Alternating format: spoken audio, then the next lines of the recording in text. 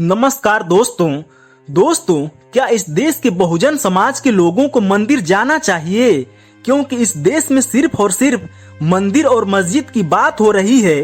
देश में हिंदू और मुसलमान की बात हो रही है, जबकि देश में बेरोजगारी की, महंगाई की, हॉस्पिटल की, करप्शन की, बिजली पानी की, हत्या, लूट और बलात्कार की कोई भी बात नहीं हो रही है। सिर्फ बात हो रही है तो मंदिर और मस्जिद की, हिंदू और मुस्लिम की। कोई भी न्यूज चैनल जब आप खोल कर देखेंगे तो उस पर सिर्फ आपको हिंदू मुस्लिम दिखाया जाता है। कुछ नफरती लोग पत्रकार जैसे कपड़े पहनकर बैठ जाते हैं और देश में नफरत फैलाने का काम करते हैं। तो दोस्तों, सवाल यह है कि इस देश के बहुजनों को मंदिर जाना चाहिए या नहीं? क्या इस देश के मंदिरों ने इस देश के बहुजनों का भला किया है? इस वीडियो में इन्हीं सारे सवालों के जवाब दिए जाएंगे। तो दोस्तों, वीडियो में बने रहिए, जिससे आप यह तय कर पाएंगे कि बहुजन समाज के लोगों को मंदिर जाना चाहिए। तो वीडियो शुरू करते हैं। दोस्तों, इस देश का बहुजन समाज बहुजन महापुरुषों का अनुसरण करता है और जिनमें सबसे ज्यादा परम पूज्य बाबा साहब अम्बेडकर का अनुसरण करता है।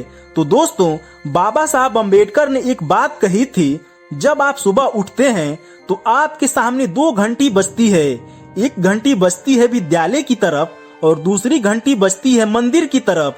जब आप मंदिर में जाएंगे तो आप भिखारी और अनपढ़ बनेंगे, लेकिन जब आप स्कूल और कॉलेज में जाएंगे तो आप अधिकारी और शिक्षित बनेंगे। तो दोस्तों, तय आपको करना है कि आप स्कूल और कॉलेज में जाएंगे या मंदिर में जाएंगे। इसी तरह की बातें जितने भी हमारे बहुजन महापुरुष हुए सभी ने किया है, चाहे वो महात्मा ज्योतिबा राव फुले हो, पेरियार रामास्वामी नायकर जी हो, संत गाडगे महाराज जी हो या मान्यवर कांसी राम साहब जी हो।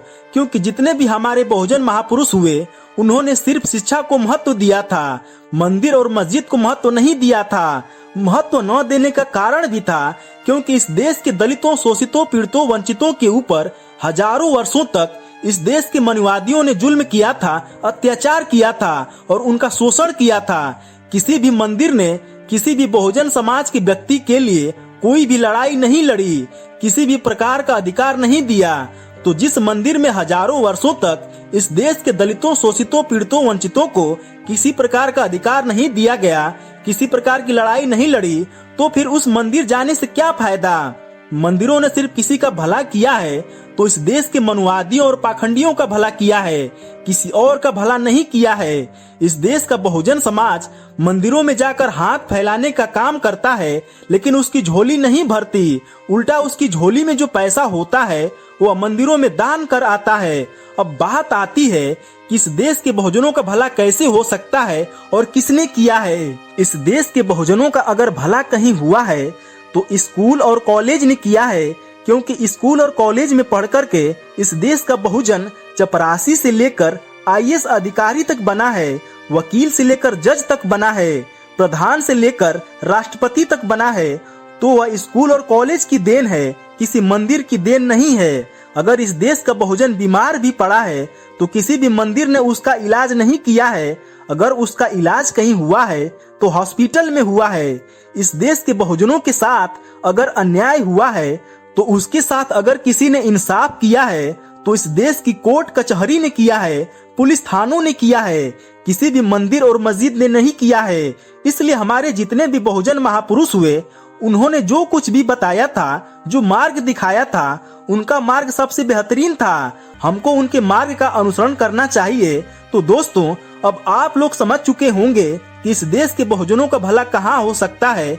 मंदिर में हो सकता है या कॉलेज और स्कूल में हो सकता है, यह तय आपको करना होगा। तो दोस्तों, आपको यह जानकारी कैसी लगी कमेंट करके बताइएगा। साथ ही वीडियो को लाइक करके चैनल को सब्सक्राइब कर दीजिएगा। वीडियो देखने के लिए आप लोगों का बहुत बहुत धन्यवाद।